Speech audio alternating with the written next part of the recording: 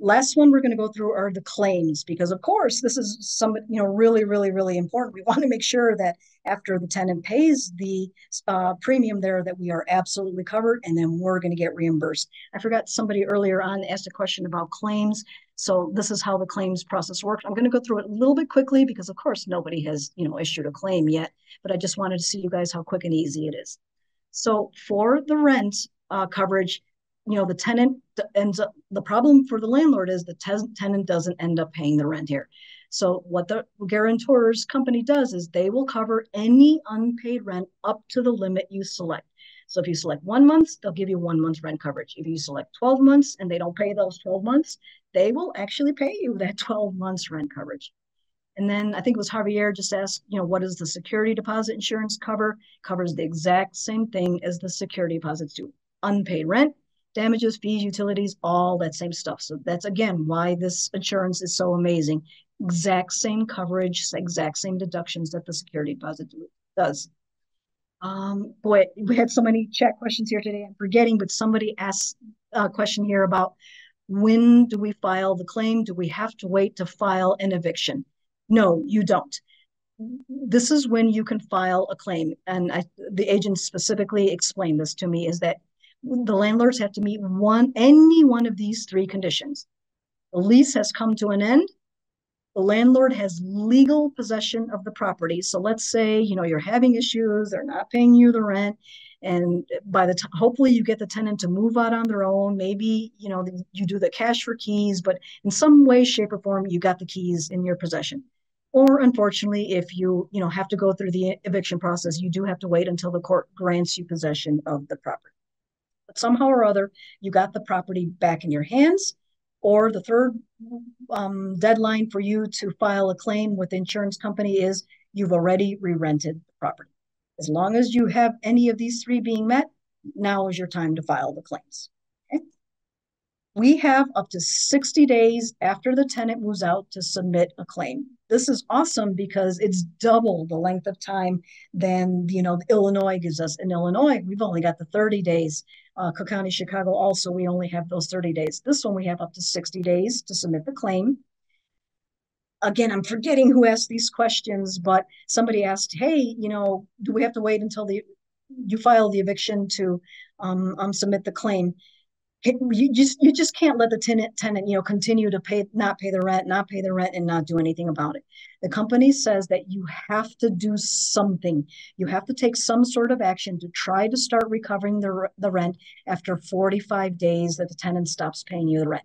So this is where you're going to want to make sure that you either send them the 5-day notice, which of course you have to do, even before you file for the eviction, or you file for the eviction. You can't wait 2, 3, 4, 5, 6 months and then expect the company to just reimburse you for all that lost rent. You have to prove to them that 45 days have gone by and I've done something to try to, mitigate all of these losses.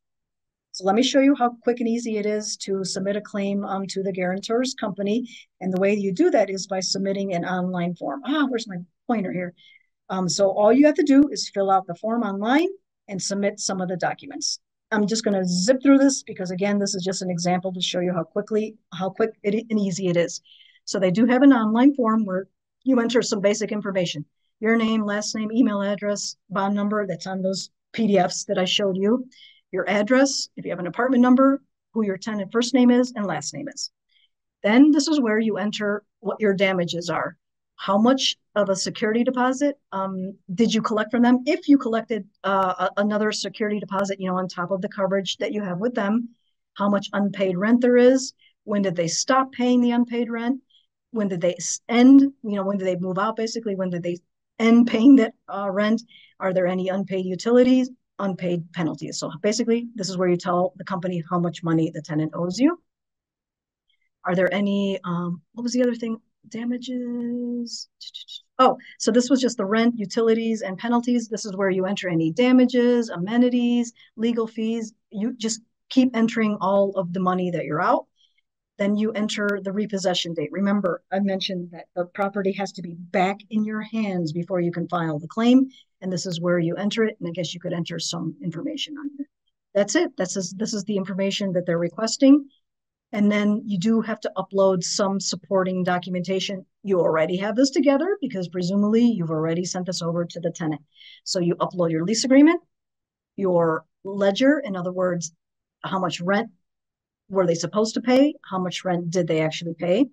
The move out statement, this is where for the security deposit, if you deducted anything from the security deposit, you upload that file.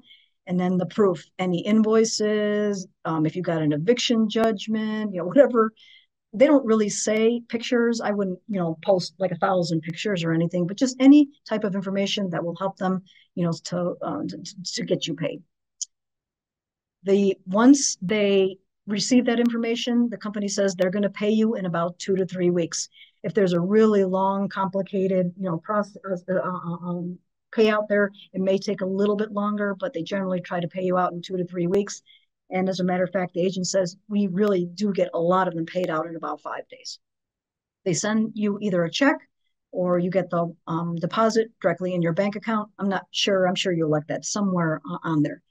And then the really cool thing that I liked about this submitting the claims to the guarantors is that it sort of cuts you out of the fighting. I think a lot of us know that sometimes the tenants are not happy when we make these deductions from the security deposit. And in the sort of the real world, when we submit our information to the tenants, or if we have to go to court, the burden of proof is on the landlord. We have to prove that they damaged that stove. We got to supply the picture of that hole in the wall, etc., whatever it is we're deducting for. That's not the approach the guarantors uses. They say that they place the burden of proof on the tenants. So as long as you, the landlord, submit that information, they're going to pay you.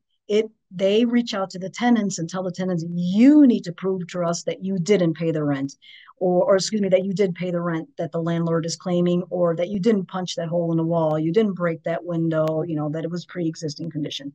That is awesome. I think the tenants are going to be less likely to argue with you if they have to deal there with the company. So what happens is you submit your information, the company sends you your money, you're good to go, you're out of it. Then it's up to the guarantors. They're the ones that go after the tenants to reimburse them. So if you charge the tenants $1,000, then the guarantors charges the tenants that $1,000, and it's up to them how they get, if and when and how they get that money. I did ask her, hey, how do you guys get that money? She was a little bit reluctant because I'm sure that's like a company process and they don't want to divulge that. But she says, we do use debt collection methods to make sure that we get paid and we get paid.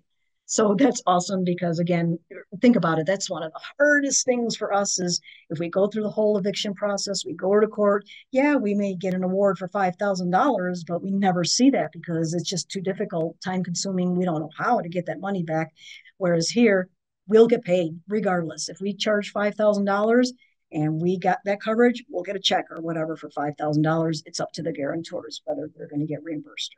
So I think that's really, really amazing.